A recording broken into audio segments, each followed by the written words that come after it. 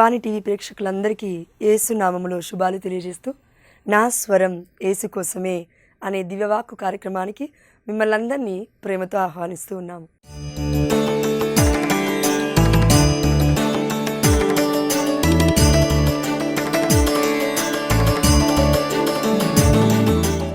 మనమందరం కూడా ప్రపంచవ్యాప్తంగా కన్నతల్లి కథోలిక శ్రీసభ మనకి ఇచ్చిన విధి విధానాల ప్రకారము ఉపవాస ప్రార్థనలో ఉన్నాము. అంటే ఇవన్నీ కూడా తపస్సు దినాలు, అంటే దీక్షలో మనం ఉన్నాము. మరి ఈ ఉపవాస ప్రార్థనలో మనలో ఎంతమందిమి ఉపవాసం అంటే ఏంటి? దేవుడికి దగ్గరగా వాసం, నివసించడం. ఉప అంటే దగ్గరగా, వాసం అంటే నివసించటం. ఎవరికి? దేవుడికి దగ్గరగా నివసించడం. పరిశుద్ధమైన గ్రంథంలో ఎంతోమంది బిడ్డలు దేవుడికి దగ్గరగా జీవించడం ద్వారా వారు పొందుకున్న గొప్ప అనుభూతి, వారు కలిగి ఉన్న అధికారము, వారికి దేవుడిచ్చిన సమస్తము కూడా దాన్ని బట్టి వారు దేవుని స్తుతించారు. ఈ రోజున ఎంతోమంది మనలో ఉపవాసం చేస్తుండొచ్చు, కొంతమంది అయితే ఉపవాసం కూడా చేయరు. ఈ 40 రోజులు కాదు, కనీసం బుధవారం శుక్రవారం ఉపవాసం కూడా చేయలేరు. ఈ సమయంలో మనం ఒకటి గుర్తుపెట్టుకోవాలండి. పరిశుద్ధాత్మదేవుడు మనందరికీ చెప్తున్నాడు, ఉపవాసం అనే దాని గురించి మనం మాట్లాడుకుంటున్నాం. కాబట్టి దేవుడితో సహవాసం చేయాలి అనుకున్నప్పుడు ఈ శరీరాన్ని మొదటిగా మనం త్యజించాలి. ఈ యొక్క దేహం అనేది మొట్టమొదటి సాతానికి ఆయుధం, మనల్ని ఆడుకోవడానికి. నా శరీరాన్ని నేను కంట్రోల్లో పెట్టుకోలేను, కానీ నా భార్యని నేను కంట్రోల్లో పెట్టుకుంటాను. నా దేహాన్ని నేను అణుచుకోలేను, కానీ నా భర్తని నేను కంట్రోల్లో పెడతాను. నా దేహం ఏది చెప్తే అది వింటాను, కానీ నా పిల్లలు నేను చెప్పిందే వినాలి. మళ్ళీ నీ దేహం మాత్రం నీ మాట వినదు. ఈ శరీరాన్ని లోబరుచుకోవడానికి ఈ యొక్క దేహము అంటే దేవుడికైనా సాతానుకైనా ఒక ఆయుధం, మనల్ని పవర్ఫుల్గా యూజ్ చేసుకోవడానికి. అదేంటంటే ఈ దేహమే. ఈ దేహాన్ని నువ్వు నేను అనగొట్టుకోకపోతే, నలగొట్టుకోకపోతే, త్రుంచబడకపోతే ఇంకా ఏ విషయంలో కూడా మనం ముందుకు వెళ్ళలేం. ఈ లోకంలో మనం ఉన్నాము, ఈ భూలోకంలో మనం ఉన్నాము, మనకి కళ్ళకి కనబడేదే మనం నమ్ముతాము. ఇన్విజిబుల్ వరల్డ్, పరలోకం, హెవెన్ అనేది చాలా మటుకు మనం నమ్మమండి. అయితే సరే, ఈ లోకంలోనే ఉన్నాం కదా, మరి ఈ లోకంలో అయినా మంచిగా బ్రతకాలి కదా, ఈ లోకంలో అయినా మంచిగా శాంతి సమాధానంతో జీవించాలి కదా. అలా జీవించాలంటే ఏం చేయాలి? తిండిబోతులు, తాగుబోతులు, తిరుగుబోతులు, సోమరిపోతులు దేవుడి రాజ్యానికి వారసులు కారు అని రోమిలకు రాసిన లేఖ 17వ అధ్యాయం 14వ వర్షం అనుకుంటానండి. అక్కడ ఉంది 21 లేదంటే 14వ వర్షం అనుకుంటా. తిండిబోతులు, తాగుబోతులు, సోమరిపోతులు. చూడండి, ఇందులో మనం ఉన్నాం. చూడండి, తిండిబోతులు మనం ఉన్నామా? తిండి వదిలిపెట్టుకో. తాగుబోతులు, ఈ సమయంలో నేను తాగకుండా ఉండలేను, ఆల్కహాల్.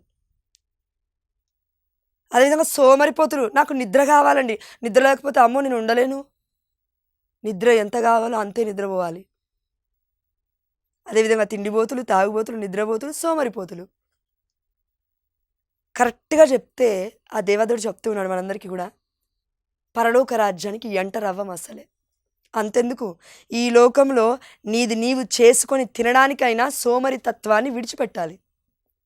నీ భార్య, నీ పిల్లలు, నీ కుటుంబ సభ్యులతో ఆనందంగా ఉండాలి, గడపాలి, వాళ్ళు కూడా బాగుండాలి అంటే తాగుబోతు తత్వాన్ని విడిచిపెట్టుకోవాలి. అంతెందుకు, నీకు నీవుగా ఆనందించాలి అంటే తాగడం వల్ల రాదది. దేనివల్ల వస్తుంది? దేవుడి వాక్యాన్ని ధ్యానించడం వల్ల వస్తుంది, దేవుడు చెప్పింది చేయడం వల్ల వస్తుంది.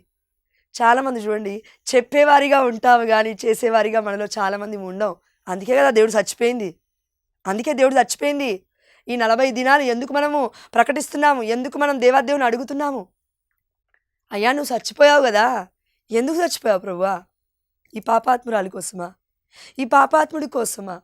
అయ్యా, నాలో బలహీనతలు ఉన్నాయి ప్రభువా, నా బలహీనతలు నీకు సమర్పిస్తున్నాను. ఆయన నీ బలముతో నన్ను నింపు ప్రభువా. అయ్యా, నా బలహీనతను అయ్యా తీసేసుకొని తండ్రి నీ దగ్గరికి ఇంకా దగ్గరగా వచ్చుటకు నాకు సహాయం చేయు ప్రభువా అనే ప్రార్థనే ఉపవాస ప్రార్థన. ప్రియమైన దేవుడు బిడ్డలారా, దేవుడు మనందరికి చెప్తున్నాడు. అందుకే ఉపవాసం కనీసము దేహానికి కూడా ఉండలేకపోతున్నావు, నోటి మాటలకు ఎలా ఉంటావు? క్రియలు, పిచ్చి పిచ్చి విషయాలలో పిచ్చి పిచ్చి మాటలు మాట్లాడకుండా, బూతులు మాట్లాడకుండా, వక్రమైన మార్గాల వెంట వెళ్ళకుండా ఉండడానికి ఎలా నీకు శక్తి వచ్చేది? చూడండి, తింటూ తాగుతూ ఉన్నప్పుడు ఏం జరుగుతుందంటే సుఖం ఎక్కువైపోతుంది శరీరానికి. అబ్బా పడుకుంటే బాగుండు, అబ్బా కొద్దిసేపు నిద్రపోతే బాగుండు, అబ్బా కొద్దిసేపు రెస్ట్ తీసుకుంటే బాగుండు. కష్టపడి చేసిన వాళ్ళ గురించి దేవుడు చెప్పట్లేనండి. కష్టం కొంచెం పడి, కష్టం ఒక 6 గంటలు పడ్డావు, 12 గంటలు నిద్రపోవడం. కష్టం ఒక 4 గంటలు పడుకున్నావు, 14 గంటలు నిద్రపోవడం. ఇది సోమరితనం. చూడండి, ఎంతోమంది పునీతులు, అంతెందుకు మదర్ తెరీసమ్మ గారు గొప్ప పునీతురాలు ఎలా అయ్యారు? సాధారణమైన వ్యక్తి నన్నయ్యారు చిన్న పిల్లగా ఉన్నప్పుడే. దాని తర్వాత అనేకులకు దీవెనకరంగా ప్రపంచం మొత్తం మాట్లాడుకుంటుంది మదర్ తెరీసా గురించి. ఎందుకు? 4 గంటలు పడుకునేవారు మదర్ తెరీసమ్మ గారు. మిగతా సమయంలో ఆల్మోస్ట్ అనాథల దగ్గర పనిచేసేవారు. అనాథలకి, పుండ్లున్న వారికి, వృద్ధులకి అందరికీ సేవ చేస్తూ, అమ్మా నీకు ఇంత ఓపిక ఎక్కడిది తల్లి అని అడిగితే ఒక ఇంటర్వ్యూలో మదర్ తెరీసమ్మ గారు చెప్పిన మాట, ప్రతి వ్యక్తిలో, ప్రతి పేషెంట్లో, ప్రతి రోగగ్రస్తుల్లో, ప్రతి వ్యాధిగ్రస్తుల్లో నేను చూసేది క్రీస్తుని అని చెప్పింది. మత్తయి సువార్త 35వ అధ్యాయం 25వ అధ్యాయం 35వ వచనం అనుకుంటాను. నేను ఆకలిగా ఉన్నప్పుడు నీవు నాకు ఆహారాన్ని ఇచ్చితివా? దాహముగా ఉన్నప్పుడు నీవు నా దాహాన్ని తీర్చితివా? చెరసాలలో ఉన్నప్పుడు నన్ను దర్శింపవచ్చుతివా? హాస్పిటల్లో నేను ఉన్నాను, దవాఖానలో ఉన్నాను, నన్ను చూడ్డానికి వచ్చావా? ఎవరికో దేవదేవుడు చెప్తున్నాడు, నీ బంధువు హాస్పిటల్లో ఉంది, నిన్ను పిలుస్తుంది, అయినప్పటికీ కూడా నాకు పొలం పనులు ఉన్నాయి, నేను వెళ్ళను అని మొండిగా కూర్చున్నావు నువ్వు. ఆ బిడ్డ చచ్చిపోయిన తర్వాత బాధపడితే వేస్ట్. కాబట్టి దేవదేవుడు అందరూ చెప్తున్నాడు, ఉపవాసం అంటే దేవుడికి దగ్గరగా జీవించడం. మరి కనీసం దేవుడికి దగ్గరగా జీవించడానికి ఈ సాతాను అనే గోడని, ఈ యొక్క దేహాన్ని నువ్వు నేను నలగొట్టుకోకపోతే, నీ మాట నువ్వే వినకపోతే, నీ దేహమే నీ మాటకి లోబడకపోతే, నీ ఆలోచనకి లోబడకపోతే ఈ ప్రపంచం ఎలా లోబడుతుంది? రాష్ట్రం ఎలా లోబడుతుంది? దేశం ఎలా లోబడుతుంది? అంతవరకు వద్దు. నీకు నీవుగా లోబడమే రాదు. ఇంకా నీ పిల్లలే లోబడరు నీకు, ఇంకా నీ భార్యే లోబడదు, ఇంకా నీ కుటుంబ సభ్యులు అసలు నీ మాటే వినరిక. ఎందుకంటే ముందుగా నీ దేహాన్ని సరిచేసుకో, ముందుగా నీ వక్ర బుద్ధిని సరిచేసుకో, ముందుగా నీ జీవితాన్ని సరిచేసుకో. వాసం ఉపవాసం అంటే చూడండి, పరిశుద్ధమైన గ్రంథంలో ఏసావు యాకోబుని మనం చూసాము. ఏసావు ఏం చేశాడు? తన యొక్క జ్యేష్ఠత్వాన్ని అమ్ముకున్నాడు. దేనికోసం? అక్కడ ఉంటుంది క్లియర్గా వాక్యంలో, చిక్కుడు కూరల పులుసు, చిక్కుడుగాయల పులుసు అండి. అది తినడం కోసం ఎర్రగా ఉంది, మంచిగా ఉంది, చూడడానికి టెంప్టింగ్గా ఉంది, బాగుందని. మనం కూడా అంతే, చికెన్ టెంప్టింగ్గా ఉంది, మటన్ టెంప్టింగ్గా ఉంది, అయ్యో బాగుంటుందేమో తింటే. ఏముండదు, తిన్న తర్వాత అది కూడా ఫ్లెష్ అవుట్ అయిపోతుంది మోషన్ రూపంలో. దానివల్ల ఏ యూజ్ లేదు. కానీ ఆత్మని కాపాడుకున్నవాడు దేవుడి యొక్క అర్ధాంగి. అర్ధాంగి అంటే దేవుడి భార్య. నిజంగా దేవుడి కోసం, మన కుటుంబం కోసం, మన స్థితిగతులు మార్చుకోవడం కోసం పరిశుద్ధాత్మ దేవుడు మనకు చెప్తున్నాడు, ఉపవాసం చేస్తున్నావా? 1 వీక్ అయిపోతుంది కదండి, వారం రోజులు అయిపోతుంది, 10 రోజులు అయిపోతుంది. అయ్యో ఇప్పుడు ఉండలేనేమో అండి, తప్పేమో అండి. నో, 21 రోజుల ఉపవాసం ఉండు, 7 రోజుల ఉపవాసం ఉండు, 14 రోజుల ఉపవాసం ఉండు, పరిశుద్ధమైన గ్రంథంలో ఉంది. లేదంటే 30 రోజుల ఉపవాసం ఉండు. 10 రోజులు అయిపోయిందా? అయిపోని. 30 రోజులు ఏం అడుగుతావు దేవుణ్ణి అడుగు. కానీ అడిగే ముందు దేవుడి కోసం నేనేం చేస్తాను? దేవుడి కోసం కాదండి, లిటరల్గా చెప్పాలంటే మనం బాగుండాలి, మనం బాగుపడాలి, మనమే మంచిగా ఉండాలి అనే యొక్క స్వార్థ బుద్ధి ఉపవాసంలో కూడా. అలాంటి ఉపవాసాలు స్వీకరించబడవు. రోజు మొత్తం తినకుండా 40 రోజులు తినకపోయినా కూడా అలాంటి ఉపవాసం ఫలించదు. స్వార్థ బుద్ధితో చేసిన ప్రార్థన దేవుడు వినడు. కాబట్టి మనము చూద్దాం మరి, ఉపవాసం చేస్తూ దేవుడికి దగ్గరగా ఎవరు జీవించారు? చూడండి, పాత నిబంధనలో మనం చూసాము, 40 రోజులు, 40 పగళ్ళు, 40 రాత్రులు మోషే దేవుడి కొండ మీదకి వెళ్ళాడు. ఆకలి వేయలేదా మోషేకి? ఇప్పుడు మనలా కాదు. 40 రోజులలో ఉపవాసము. నైట్ ఒక పూట తింటున్నాం మనలో కొంతమంది, అవునా? కొంతమంది 3 పూటలు తింటున్నారు, వాళ్ళ గురించి పక్క పెట్టండి. ఒక్క పూట అయినా 2 పూటలు ఉపవాసం ఉండి ఒక్క పూట తింటున్నారు కదా.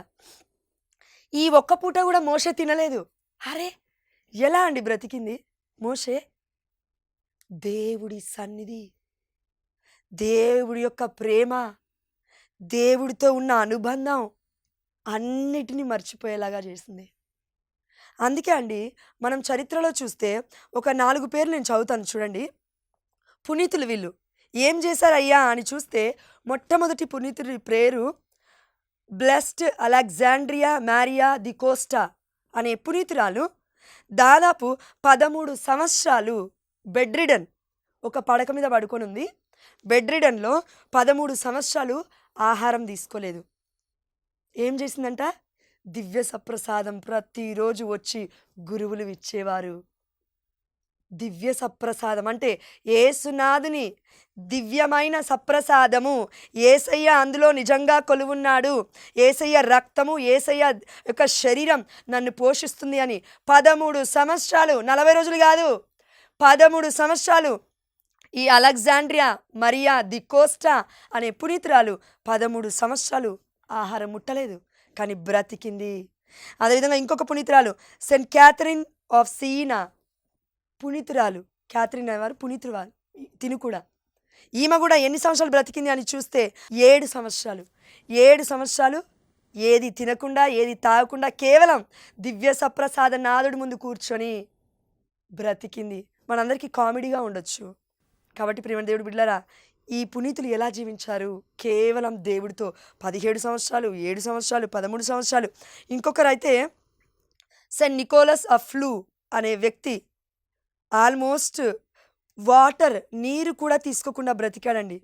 కేవలం దివ్య సప్రసాదనాథుని మాత్రమే తీసుకుంటూ బ్రతికాడు. డికేడ్స్ అంటే ఆల్మోస్ట్ ఎన్నో, నాకు తెలిసి మేబీ 100 ఏళ్ళు బ్రతికుంటుంటే ఆ 100 ఏళ్లలో ఆయన జీవితం సగానికి సగం మొత్తము కూడా దివ్య సప్రసాదనాథుని తీసుకుని బ్రతికాడు.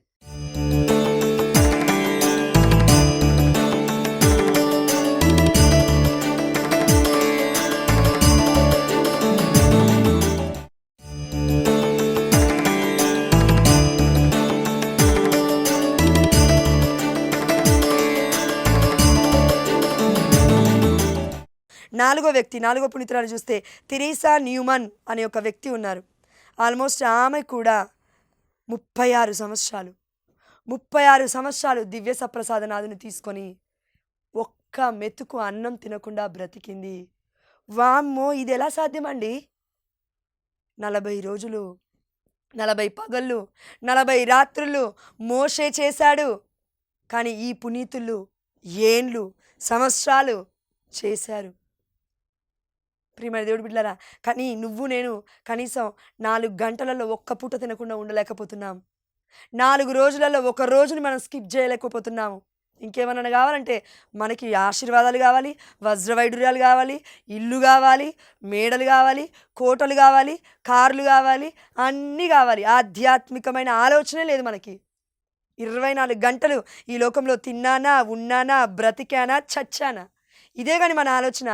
దేవుడు ఏమడుగుతున్నాడు నా నుంచి? దేవుడికి ఏం కావాలి నా దగ్గర నుంచి? దేవుడికి నేను దగ్గరగా ఎలా వాసము చేయాలి అని మనలో ఎవరం ఆలోచించట్లేము చాలా మటుకు.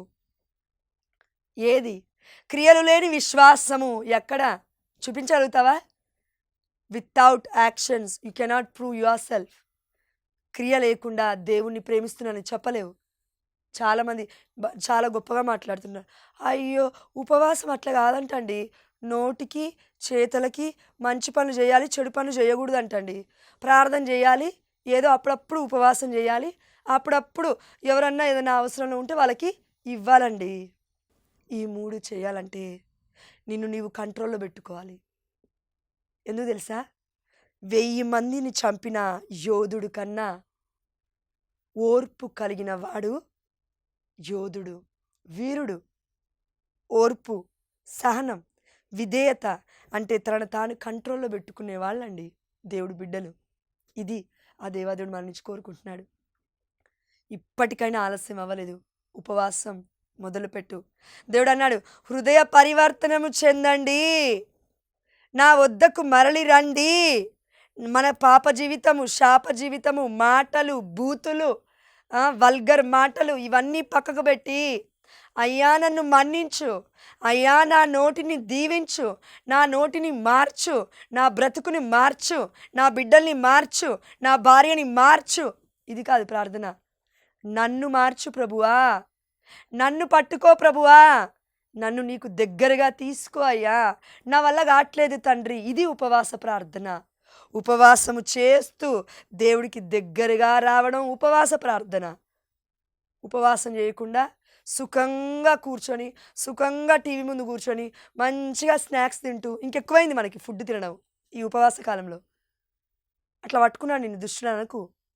నీ ఓన్గా నీ యొక్క పర్మిషన్ లేకపోతే సాతానుగాడు నీ ఒంటిలోకి రాడు, నా ఒంటిలోకి రాడు. దేవుడు కూడా అంతే, మన పర్మిషన్ లేకుండా ఏది చేయడు బలవంతంగా. కాబట్టి టీవీ ముందు కూర్చుంటున్నావు, 3 పూట్లు తింటున్నావు, సాయంత్రం 5 గంటలకి టీ తాగుతున్నావు, సాయంత్రం 5 గంటలకి మురుకులు తింటున్నావు, మళ్ళీ నైట్ లోపు స్వీట్లు తింటున్నావు, పొద్దున్న లేవని బ్రేక్ఫాస్ట్లు, బయటికి వెళ్తే భువనగిరి అని ఇంకేదైనా ప్లేస్ అని అనుకోండి, అక్కడికి వెళ్తే టిఫిన్ల మీద టిఫిన్లు.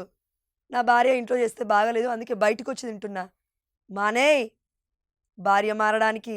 అయ్యో నా భార్య మారట్లేదండి అందుకే బయట ఫుడ్ తింటున్నా అండి. చెయ్యి ప్రార్థన, నా భార్యని మార్చు ప్రభువా. ఎన్ని రోజులు తింటావు బయట ఫుడ్? సస్తావు తిని తిని తిని. ఈ లోకంలో చాలా కల్తీ ఫుడ్ ఉంది. కాబట్టి ప్రియమైన దేవుడు బిడ్డలారా, మరి ఎవరు మాట్లాడారు దేవుడితో అని చూస్తే మోషే గారిని మనం చూస్తున్నాము. అంతెందుకండి, యావత్ ప్రపంచానికి, మొత్తం సమస్తానికి దేవుడు అనబడుతున్న యేసుప్రభుల వారే తన తండ్రితో ఏకీభవిస్తూ దగ్గరగా జీవించడానికి 40 రోజులు ఉపవాసం చేశాడు. దేవుడే ఉపవాసం చేస్తుంటే నువ్వు నేను దెయ్యంలాగా కూర్చొని తింటున్నాం ఇంట్లో. తప్పది. అదేవిధంగా ప్రియమైన దేవుడు బిడ్డలారా, మనం ఈ లోకంలో దేన్నైనా జయించాలి అంటే ముందుగా మన యొక్క దేహాన్ని జయించాలి. అందుకే రోమిలకు రాసిన లేఖ 12వ అధ్యాయం 1వ వచనం మనం చూసినాం. ఈ దేహము దేవుడికి సజీవమైన దివ్యమైన యాగ బలిగా అర్పించు. నేను త్రుంచబడాలి, పరులకై పంచబడాలి, త్రుంచబడిన రొట్టెగా జీవమివ్వాలి. అవునా? మరి దేవుడు త్రుంచబడడానికి దగ్గరకు వచ్చి ఉపవాసం చేయంటే చేయలేకపోతున్నామే. పరులకై పంచబడాలా? ముందుగా నా బ్రతుకు భార్యకు ఉపయోగపడుతుందా? పిల్లలకు ఉపయోగపడుతుందా? కుటుంబస్తులకు అసలు ఎవరికైనా ఉపయోగపడుతుందా? అసలు నీవుగా అసలు ఉపయోగపడుతున్నావా? తినడం తాగడం ఇదే నీ జీవితం అనుకుంటున్నావు. కానీ ఒకరోజు వస్తుంది ఏడుస్తావు, గుండెలు బాదుకునే సమయం వస్తుంది. అప్పుడు దేవుడు మన మొర ఆలకించాడు, నిజముగా ఆలకించాడు. ఎందుకు తెలుసా? 99 సార్లు దేవుడు పిలుస్తూనే ఉన్నాడు, కానీ ఒక్కసారి కూడా నువ్వు వినలేకపోతున్నావు నీ యొక్క మొండి ప్రవర్తన ద్వారా. అందుకే దేవుడు ఆనాడు మోషేతో మాట్లాడాడు. మనతో మాట్లాడనని చెప్పట్లేడండి దేవుడు. మరి ఏం చేయాలండి దేవుడు మాట్లాడాలంటే? ప్రభువా నేనేం చెయ్యాలి? అడిగావా ఈ ప్రశ్న ఉపవాస దినములలో? ప్రభువా నాకు ఈ వరం కావాలి, ఆ వరం కావాలి, నా కుటుంబం బాగుండాలి, ఇది చెయ్యాలి, అది చెయ్యాలి, నేను బిజినెస్లో ఎదగాలి. ఇది కాకుండా ప్రభువా నేనేం చేయాలి? ఏం చేస్తే నువ్వు నన్ను దీవిస్తావు? యాకోబు వలె. యాకోబుకి దేవుడు పెట్టిన పేరు, యాకోబు పినుగులాడాడు నైట్ అంతా, కాలు పట్టుకున్నాడు దేవుడి యొక్క పాదాలు. ఇజ్రాయేలు నీ పేరు యాకోబు కాదు ఇక ముందు అన్నాడు దేవుడు. ఎందుకు ఆ మాట అన్నాడు అంటే, యాకోబుకి మొత్తం మనం చూస్తే బైబిల్లో ఐశ్వర్యం ఉంది, గొడ్లు గోదలు అన్నీ ఉన్నాయి, ఒంటెలున్నాయి, గాడిదలున్నాయి, ఎన్నో పశు సంపద ఉంది, భార్యలున్నారు, పిల్లలున్నారు, సమస్తం ఉన్నాయి. కానీ దేవుడి దగ్గరికి వచ్చి పినుగులాడుతున్నాడు. ఏమని? నువ్వు నన్ను దీవించేంత వరకు నేను నిన్ను విడిచిపెట్టను. అవునా? అంటే యాకోబుకి ఆధ్యాత్మికమైన కనులు తెరవబడ్డాయి. ఈ లోకంలో ఉండే దీవెన ఇది కాదు. పిల్లల్ని కనడం, పెళ్ళిళ్ళు చేయడం, కుటుంబాలను కట్టుకుంటూ మళ్ళా బిల్డింగ్ల మీద బిల్డింగ్లు లేపడం, 4 కార్లు కొని ఇంటి ముందు పెట్టడం, ఇదంతా నువ్వు చేస్తావేమో. ఆనందంగా నిద్రపో చూద్దాం. కాబట్టి యాకోబు, అయ్యా నువ్వు నన్ను దీవించారుకు నిన్ను విడిచిపెట్టనన్నాడు. నైట్ అంతా ఉన్నాడు దేవుడితో. నేను కనీసం 40 రోజులు దేవుడితో గడపబడకపోయినా ఒక్కరోజన్నా ఉపవాసం చేసి నైట్ మొత్తము దేవుణ్ణి స్తుతించామా? నైట్ మొత్తము దేవుణ్ణి కొనియాడామా? నైట్ మొత్తం అయ్యా నువ్వు నాకు కావాలి ప్రభువా, అది ఇది వద్దు ప్రభువా, నువ్వు నాకు కావాలి అని అడిగామా? అరే దేవుడు మనతో ఉంటే చాలండి, అన్నీ ఉన్నట్టే మనకి. కాబట్టి దేవుడు మనల్ని అందరిని అడుగుతున్నాడు, అమ్మా ఇప్పటి వరకు మీరు ఉపవాస దినములు 10 రోజులు అయిపోయాయి, ఇప్పటికైనా ప్రపంచవ్యాప్తంగా దేవుడిలా చూస్తున్నాడు మనల్ని. ఒక్క బిడ్డైనా ప్రభువా నేనేం చెయ్యాలని నువ్వు కోరుకుంటున్నావు అని అడుగుతుందేమో అని ఇలా దేవుడు వెతుకుతున్నాడు. ఆనాడు అబ్రహాముని దేవుడు వెతికాడు, అన్యుడు అబ్రహాము. కానీ ఇప్పుడు కథోలిక శ్రీసభ విశ్వాసానికే తండ్రి అయిపోయాడు, విశ్వాసుల తండ్రి. కాబట్టి ప్రియమైన దేవుడు బిడ్డలారా, దేవుడితో సహవాసం చేస్తే ఒక ప్రవక్త, దేవుడితో సహవాసం చేస్తే దేవుడి బిడ్డ, దేవుడితో సహవాసం చేస్తే ఈ లోకంలోనే కాదు పరలోక రాజ్యం వరకు కూడా నా పేరు మారు మ్రోగుతుంది. ఎలా? దేవుడి బిడ్డ అని. ఇప్పుడు అబ్రహాం పేరు మారు మ్రోగట్లే, ఎన్ని వేల వందల సంవత్సరాలు అయిపోయింది, ఇప్పటికీ కూడా అబ్రహాం గురించి మనం మాట్లాడుకోవట్లే. నోవా చనిపోయి ఎన్ని సంవత్సరాలు అవుతుంది, ఇన్ని వేల సంవత్సరాల తర్వాత కూడా మనం నోవా గురించి మాట్లాడుకోవట్లేదా? మోషే చనిపోయి ఎన్ని సంవత్సరాలు అవుతుంది, మోషే గురించి మనం మాట్లాడుకోవట్లేదా? ప్రియమైన దేవుడు బిడ్డలారా, దయచేసి మనం ఆత్మ పరిశీలన కలిగి జీవించగలగాలి. ఎందుకంటే మోషేతో దేవుడు మాట్లాడాడు, దాని తర్వాత యెహోషువతో దేవుడు మాట్లాడుతున్నాడు. ఏమని మాట్లాడుతున్నాడో చూద్దాం రండి.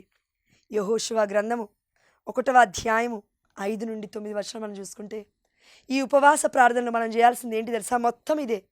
ఈ మాటలు మనం గుర్తుపెట్టుకుంటే చాలండి, సింపుల్.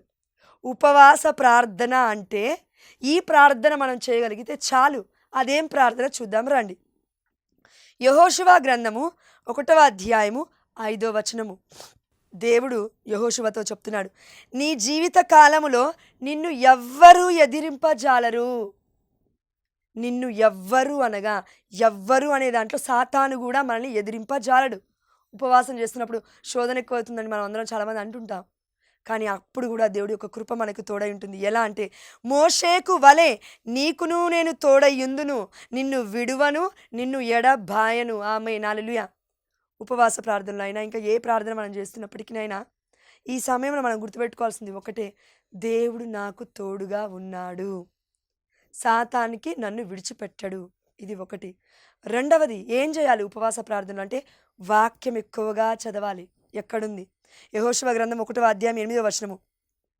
ఈ ధర్మశాస్త్రమును నిత్యము పఠింపుము, అహోరాత్రములు మనన చేసుకొనుము, దానిలో చెప్పిన న్యాయములన్నిటినీ నీవు పాటింపుము. ఇప్పుడు ప్రపంచవ్యాప్తంగా ఉన్న ప్రతి క్రైస్తవుడు, ప్రతి అన్యుడు, నువ్వెవ్వరైనాగా ఉపవాసం చేస్తున్నాము అంటే దేవుడికి దగ్గరగా రావడానికి వాక్యము చేతబట్టుకొని చదవడం. ఇది దేవుడితో వాసం, దేవుడితో సహవాసం, దేవుడితో జీవించడం. వాక్యే దేవుడు, దేవుడు మన మధ్యలో ఉన్నాడు. కాబట్టి వాక్యం చదవకుండా ఏం వాసం చేస్తావు?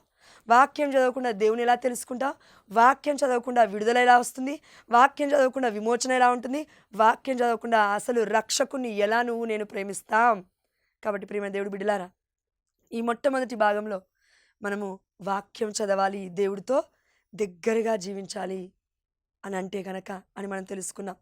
రెండవ భాగంలో దీన్నే మనము కంటిన్యూ చేద్దాం. ఆ దేవుణ్ణి ఈరోజు ఈ వాక్య పరిచర్య ద్వారా దేవుడికి సమస్త ఘనత మహిమ ప్రభావములు చెల్లిస్తూ అడుగుదాం, అయ్యా నేనేం చెయ్యాలి? అయ్యా నా కుటుంబం ఏం చేయాలి? అయ్యా నేను నీకు దగ్గరగా ఎలా జీవించాలి? ఈ ప్రశ్నని నువ్వు దేవుణ్ణి ఈరోజు అడుగు. ప్రియమైన బిడ్డ, ఈరోజు మొత్తం ఇదే అడుగు దేవుణ్ణి. పరిశుద్ధమైన గ్రంథం తెరువు, దేవాదేవునితో మాట్లాడతాడు. ప్రభువా, మా అందరితో మాట్లాడబోతున్నందుకు, ఇప్పటివరకు మాట్లాడినందులకు కూడా నీకే సమస్త ఘనత మహిమ ప్రభావములు చెల్లిస్తూ మేము పెట్టిన ప్రతి ప్రార్థన విన్నపాన్ని మా నాథుడైన యేసుక్రీస్తు అతి పరిశుద్ధమైన నామంలో మీరు ఆల్రెడీ నెరవేర్చున్నారని విశ్వసిస్తున్నాము మా ప్రియ పరలోకపు తండ్రి. ఆమేన్, హల్లెలూయా. పితా పుత్ర పవిత్రాత్మ నామమున ఆమేన్.